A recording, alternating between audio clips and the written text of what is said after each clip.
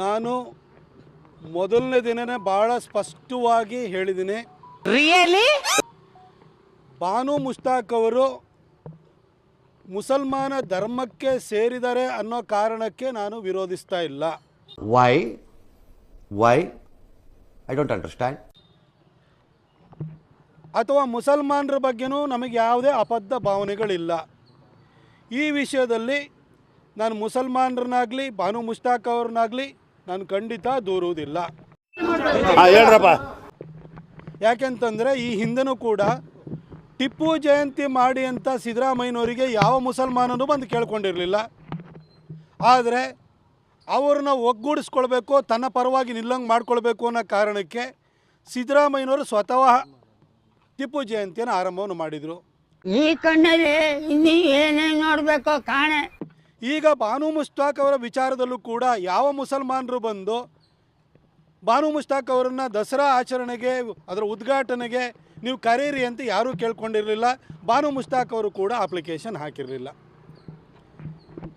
ಆದರೆ ಬಾನು ಮುಷ್ತಾಕ್ ಅವ್ರನ್ನ ಕರೆದ ನಂತರ ನಾನು ಎತ್ತಿದ ಕೆಲವು ಪ್ರಶ್ನೆಗಳಿಗೆ ಉತ್ತರ ರೂಪದಲ್ಲಿ ಬಾನು ಮುಷ್ತಾಕ್ ಅವರು ಮಾತಾಡಿದ್ದಾರೆ.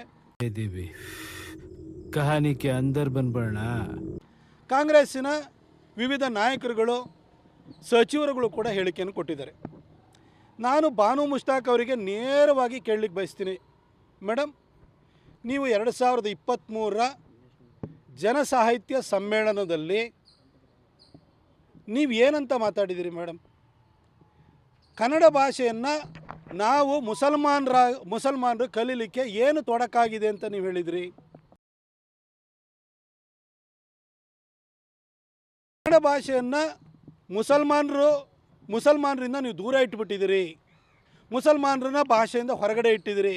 ಯಾವ ರೀತಿ ಹೊರಗಡೆ ಇಟ್ಟಿದ್ದೀರಿ? 2 ವರ್ಷಗಳಿಂದ ಎದೆಯಲ್ಲಿ ಬೆಂಕಿಯನ್ನು ಇಟ್ಟುಕೊಂಡು ಏನು ಮಾಡದೆ ಆರಿಸಿಕೊಳ್ಳುವುದು. ಬಾನು ಮುಷ್ತಾಕ್ಗಳು ಮುಸಲ್ಮಾನಳಾಗಿ ಅದನ್ನು ಕಲೀಲಿಕ್ಕೆ ನನಗೇನು ತೊಡಕಾಗ್ತಾ ಇದೆ ಅನ್ನೋದನ್ನು ನೀವು ಹೇಳಿದ್ರಿ.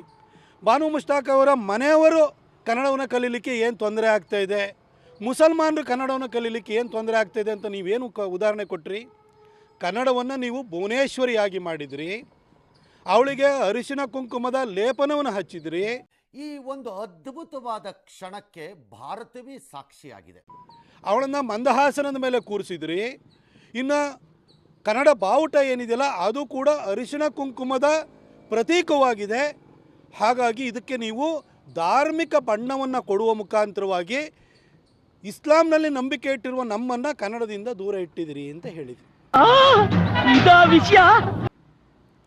ಮೇಡಮ್, ಈಗ ಹೇಳ್ತಾ ಇದ್ದೀರಿ ತಾಯಿ ಚಾಮುಂಡೇಶ್ವರಿನೇ ನನ್ನನ್ನು ಕರೆಸ್ಕೊಳ್ತಾ ಇದ್ದಾಳೆ ಅಂತ. ನಾನು ಸ್ಪಷ್ಟವಾಗಿ ಮತ್ತೊಮ್ಮೆ ಕೇಳ್ತೀನಿ, ಕನ್ನಡವನ್ನು ಭುವನೇಶ್ವರಿಯಾಗಿ ಒಪ್ಪದ ನೀವು ತಾಯಿ ಚಾಮುಂಡೇಶ್ವರಿಯನ್ನು ನಾಡದೇವತೆಯಾಗಿ ಒಪ್ಪಿ ಮಂಗಳಾರತಿ ತಗೊಳ್ತೀರಾ, ವಿಗ್ರಹ ರೂಪದಲ್ಲಿರುವ ಅವಳಿಗೆ ನೀವು ಪುಷ್ಪಾರ್ಚನೆಯನ್ನು ಮಾಡ್ತೀರಾ. ಈಗ ನಿಮ್ಮ ಧರ್ಮ ಅನ್ನೋದು, ನಿಮ್ಮ ಆಚರಣೆ ಅನ್ನೋದು, ನಿಮ್ಮ ಆರಾಧನಾ ಪದ್ಧತಿ ಅನ್ನೋದು ಅಡ್ಡಿ ಆಗಲ್ವಾ? ಇಂತಹ ಹಲವು ಸಂಗತಿಗಳ ನಡುವೆ ನಮ್ಮನ್ನ ಕಾಡುವಂತಹ ಕಟ್ಟ ಕಡೆಯ ಪ್ರಶ್ನೆ ಹೀಗೂ ಉಂಟೆ. ಮತ್ತು ಸ್ಪಷ್ಟವಾಗಿ ಇನ್ನೂ ಒಂದು ವಿಷಯನ ಕೇಳಲಿಕ್ಕೆ ಬಯಸ್ತೀನಿ. ಅರಿಶಿಣ ಕುಂಕುಮದ ಬಗ್ಗೆ ನಿಮಗೆ ಯಾಕೆ ಮೇಡಮ್ ಅಪದ್ಧ? ಅರಿಶಿಣ ಕುಂಕುಮ ಅನ್ನೋದು ನಮ್ಮ ಸಂಸ್ಕೃತಿಯ ಭಾಗವಾಗಿದೆ. ಕರ್ನಾಟಕವನ್ನು ನಾವು ಕರ್ನಾಟಕ ಮತ್ತು ಕನ್ನಡ ಕಲ್ಚರನ್ನು ಯಾವ ರೀತಿ ನೋಡ್ತೀವಿ? ಕನ್ನಡ ಅನ್ನೋದು ಕೇವಲ ಒಂದು ಭಾಷೆ ಅಲ್ಲ, ಅದು ಜನರ ಮದುವೆ ಸಂವಹನ ಮಾಡಲಿಕ್ಕಿರುವಂಥ ಒಂದು ಭಾಷಾ ಮಾಧ್ಯಮ ಮಾತ್ರ ಅಲ್ಲ. ಕನ್ನಡ ಭಾಷೆಯಲ್ಲಿ ಇಲ್ಲಿನ ಪ್ರಕೃತಿಯ ಸೊಬಗು ಇದೆ, ಇಲ್ಲಿನ ನದಿಗಳಿದ್ದಾವೆ, ಇಲ್ಲಿನ ವನ ಇದೆ, ಇಲ್ಲಿನ ಸಂಸ್ಕೃತಿ ಇದೆ, ಇಲ್ಲಿ ತಾಯಿ ಭುವನೇಶ್ವರಿ ಇದ್ದಾಳೆ, ಅರಿಶಿಣ ಕುಂಕುಮ ಇದೆ. ಒಟ್ಟಾರೆಯಾಗಿ ಇದು ಕನ್ನಡ ಸಂಸ್ಕೃತಿಯಾಗಿದೆ. ಇವತ್ತು ಯಾರದೇ ಮನೆಗೆ ದಂಪತಿಗಳು ಹೋಯಿತು ಅಂತ ತಂದರೆ ಅಲ್ಲಿ ಸುಮಂಗಲಿಗೆ ಮನೆಯಿಂದ ವಾಪಸ್ ಅಲ್ಲಿಂದ ಹೊರಡಬೇಕಾದ್ರೆ ಯಾವುದೋ ಗೆಸ್ಟಾಗಿ ಹೋಗಿದ್ರು ಕೂಡ ಹೋಗಬೇಕಾದ್ರೆ ನಾವೇನು ಕೊಡ್ತೀವಿ? ಅರಿಶಿನ ಕುಂಕುಮ ಕೊಡ್ತೀವಿ, ಒಂದು ರೊಕ್ಕೆ ಪೀಸ್ ಕೊಡ್ತೀವಲ್ವಾ? ಅದು ನಮ್ಮ ಕನ್ನಡ ಸಂಸ್ಕೃತಿಯ ಭಾಗವಲ್ವಾ?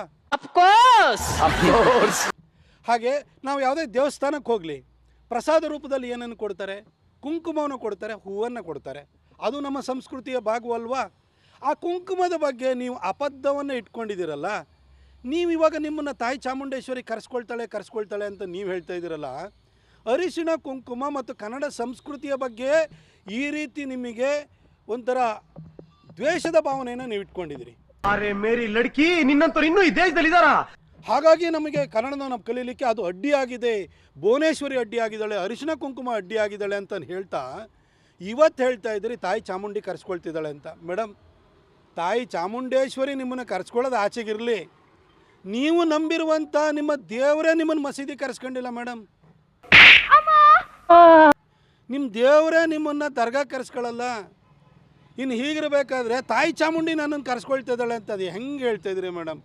ಏನು ನೀವು ಸಾಹಿತ್ಯ ರಚನೆ ಮಾಡಿದ್ರೆ ಅಥವಾ ನಾಟಕಗಾರರಾಗಿದ್ರೆ ನನಗಂತೂ ಅರ್ಥ ಆಗ್ತಿಲ್ಲ ಮೇಡಮ್. ಎಲ್ಲರೂ 10 ಸೆಕೆಂಡ್ ಮೌನಾಚರಣೆ ಮಾಡೋಣ. ನಿಮ್ಮ ದೇವರೇ ನಿಮ್ಮನ್ನು ಕರೆಸ್ಕೊಳ್ತಾ ಇದ್ಮೇಲೆ ತಾಯಿ ಚಾಮುಂಡಿ ಹೆಂಗೆ ಮೇಡಮ್ ಕರೆಸ್ಕೊಳ್ತಾಳೆ? ನೀವು ಅರಿಶಿಣ ಕುಂಕುಮದ ಬಗ್ಗೆ ಇಷ್ಟೊಂದು ಅಬದ್ಧ ಭಾವನೆಯನ್ನು ಇಟ್ಕೊಂಡಿದ್ದಾರಲ್ಲ. ಆಮೇಲೆ ಕನ್ನಡದಿಂದ ಮುಸಲ್ಮಾನರು ಹೊರಗಿಟ್ರು ಅಂತಾರಲ್ಲ. ಕರ್ನಾಟಕದಲ್ಲಿ ನಮ್ಮೆಲ್ರಿಗೂ ಕೂಡ ಕನ್ನಡ ಮಾತೃಭಾಷೆಯಾಗಿದೆ. ನೀವು ನಿಮ್ಮ ಧರ್ಮೀಯರು ಯಾರಿದ್ದಾರೆ, ನಿಮಗೆ ಮಾತೃಭಾಷೆ ಕನ್ನಡವಾಗಿದೆಯಾ? ಇದು ಆಕ್ಚುಲಿ ಚೆನ್ನಾಗಿರೋದು. ನೀವು ಅದನ್ನು ಮಾತೃಭಾಷೆ ತಮಿಳ್ನಾಡಿಗೆ ಹೋದರೆ ಮುಸಲ್ಮಾನರಿಗೆ ಮಾತೃಭಾಷೆನೂ ತಮಿಳೇ ಆಗಿದೆ. ಕೇರಳದಲ್ಲಿ ಮಲಯಾಳಂ ಆಗಿದೆ ಮುಸಲ್ಮಾನರಿಗೂ ಮಾತೃಭಾಷೆ. ಆದರೆ ಕರ್ನಾಟಕದಲ್ಲಿರುವಂಥ ನಿಮಗೆ ಮಾತೃಭಾಷೆ ಕನ್ನಡವಾಗಿದೆಯಾ? ದಯವಿಟ್ಟು ಅದ್ರ ಬಗ್ಗೆ ಯೋಚನೆಯನ್ನು ಮಾಡಿ, ಅದ್ರ ಬಗ್ಗೆ ಮಾತಾಡಿ. ಇದೊಂದು ಬದುಕಿ, ಇದೊಂದು ಜನ್ಮವೇ. ಈಗ ಸುಮ್ಮನೆ ಬಂದು ಅದನ್ನು ಏನು ಇನ್ವೈಟ್ ಮಾಡಿದರೆ ಅದನ್ನು ನೀವು ಹಿಂದಿನ ಭಾಷಣಗಳನ್ನು ಮರೆತು ಈ ರೀತಿ ನಿಮ್ಮ ಹೊಸ ಹೇಳಿಕೆಗೆ ಜನ ಮಾರು ಹೋಗ್ತಾರೆ ಅನ್ನೋ ರೀತಿಯಲ್ಲಿ ನೀವು ಹೇಳಿಕೆ ಕೊಡ್ತಾ ಇದ್ದೀರಿ ಅಷ್ಟೇ.